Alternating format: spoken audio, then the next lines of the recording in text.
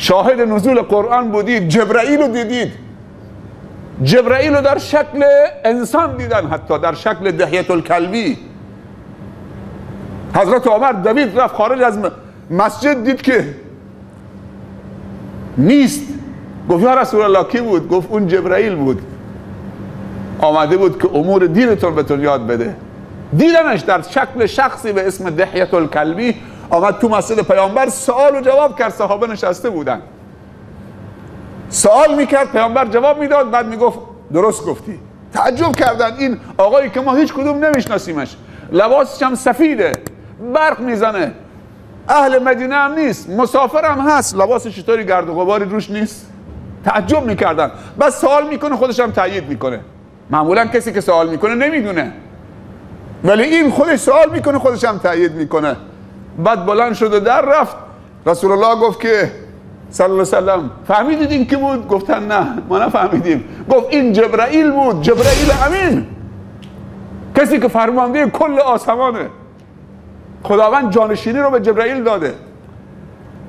600 تا بال داره که وقتی تو افق ملأ اعلی بالشو باز میکنه، یک بالش افقو میپوشونه.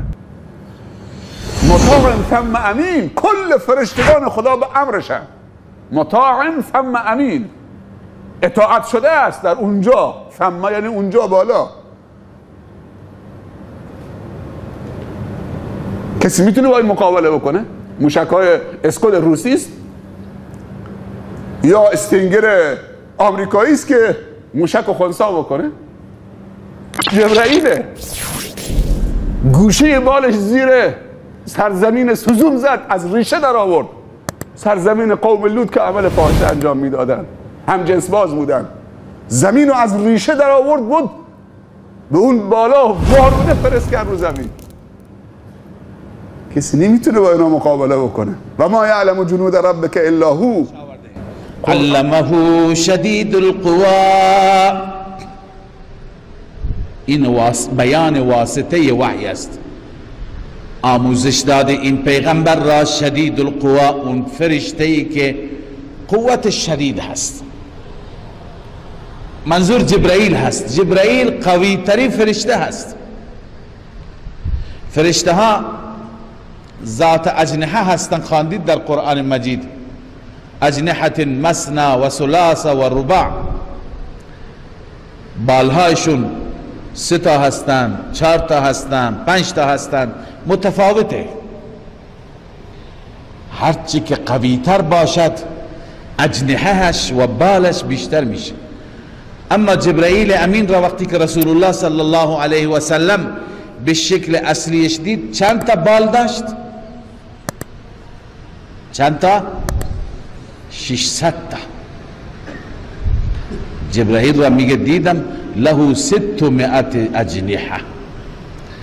پس این خیلی قوی هست، خیلی نیرومند هست.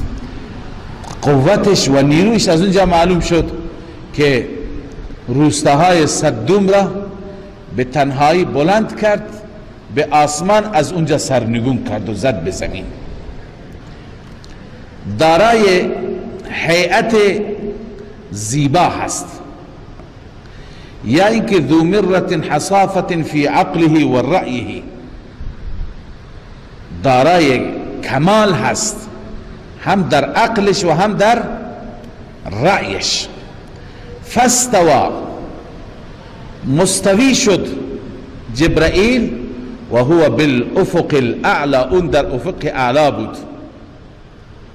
2 بار جبرائیل را پیغمبر خدا دیده، یکی در ابتدای بعثت که اقرأ گفت ما انا بقارئ، آخر وقتی که بعد از فترت نگاه کرد، همون صدا هست، به بالا نگاه کرد، دید که جبرائیل امین کاملا افق را مسدود کرده، از بس که عظیم الخلقه هست. رسول الله اونجا از حال افتاد.